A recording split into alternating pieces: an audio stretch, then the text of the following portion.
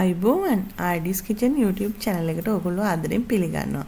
ඉතින් මම අද මේ පුංචි වීඩියෝ එකෙන් ඔයගොල්ලන්ට පෙන්නන්නේ මගේ යාළුවෙක්ගේ දානි ගෙදරකට මම හදලා දුන්න කැමිලි වර්ග ටික තමයි.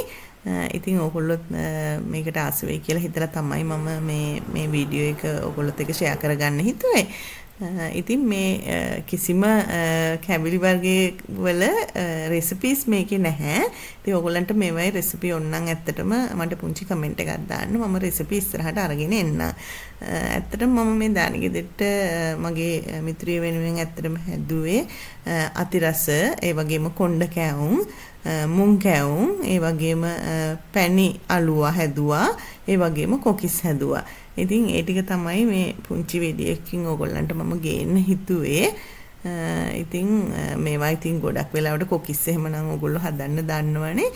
එහෙම මොනවා හරි ඕන දෙයක් ඒ කියන්නේ ඕගොල්ලන්ට කොණ්ඩ කැවුම් රෙසිපි එක හරි මුං කැවුම් රෙසිපි එක හරි මොනවා හරි ඕනනම් කමෙන්ට් එකක් දාන්න. ඉතින් මේ විදිහට තමයි එදා මේ වැඩ ටික උනේ. ඉතින් අපේ ගෙදර ඉතින් කට්ටියම මට මේකට සහයෝගය දුන්නා. චූටි දුව, ඒ වගේම ලොකු දුව, මේ කට්ටියම එකතු වෙලා තමයි අපි මේ ටික හදලා දුන්නේ. ඉතින් බලන්නකො හොඳයිද කියලා කැවිලි ටික කොහොමද කියලා. ඉතින් අදම නම් ඔයා මගේ වීඩියෝ එකක් ඉස්සෙල්ලම බලන්නේ. මගේ channel එකට ආව ආදරෙන් පිළිගන්නවා. ඒ වගේම ඔයා මගේ channel එක තාම subscribe කරලා නැත්නම් මගේ channel එක subscribe කරන්න කියලාත් ඔයාගෙන් ආදරෙන් ඉල්ලනවා.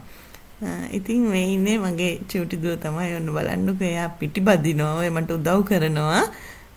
එහෙම තමයි ඉතින් අපේ ගෙදර මොන හරි අතරම වැඩක් වෙනවා නම් ඉතින් කට්ටියම වට වෙලා ඕකට ඉතින් මොනවා හරි පුංචි උදව් කරනවා.